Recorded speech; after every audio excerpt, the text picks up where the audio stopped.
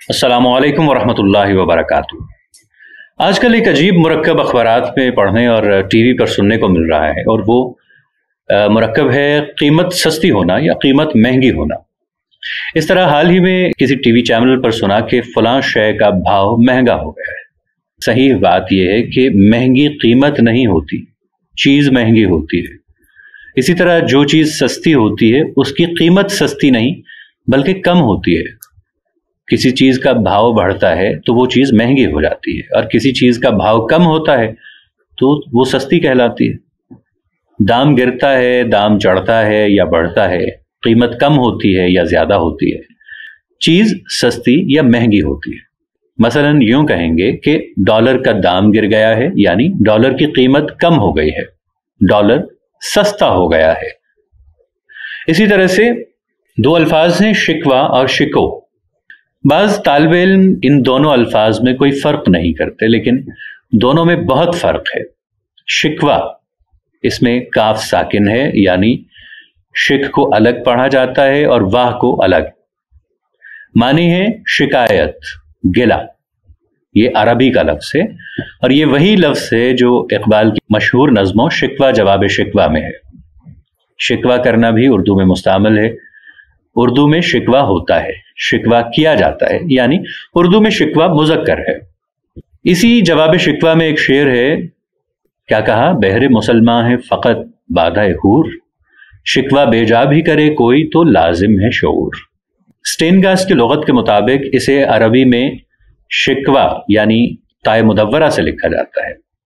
शम्सुर रहमान फारूकी साहब ने लुगात रोज़मर्रा में लिखा है कि इसके अरबी इमला में तो अलिफ मकसूरा है, यानी अरबी में शिकवा इस तरह से है, लेकिन उर्दू में शिकवा यानी हे से लिखा जाता है।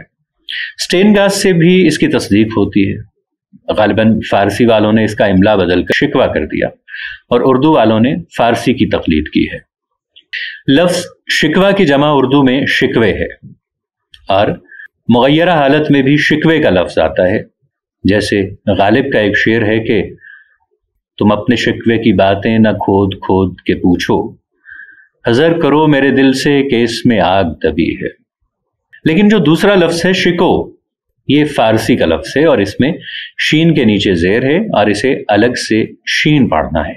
लेकिन इसमें वाव मजहूल है, यानी काफ को साकिन नहीं पढ़ना बल्कि को की आवाज़ से अलग सुनाई देनी चाहिए। इस लफ्ज़ के आखिर में हे मलफूजी है, यानी इसका तलफ़्फ़ुज़ वाज़ेह तौर पर इस तरह करना है कि आखिर में हे की आवाज़ भी आए और कोह सुनाई दे, यानी इस लफ्ज़ का दुरुस्त तलफ़्फ़ुज़ शिकोह है। यहाँ मैं ये वजाहत भी ज़रूरी समझता हूँ कि इसका एक तलफ़्फ़ुज़ शीन पर पेश के साथ यानी शुको भी है, लेकिन उर्दू में आमतौर पर शीन के नीचे ज़ेर ही बोला जाता है।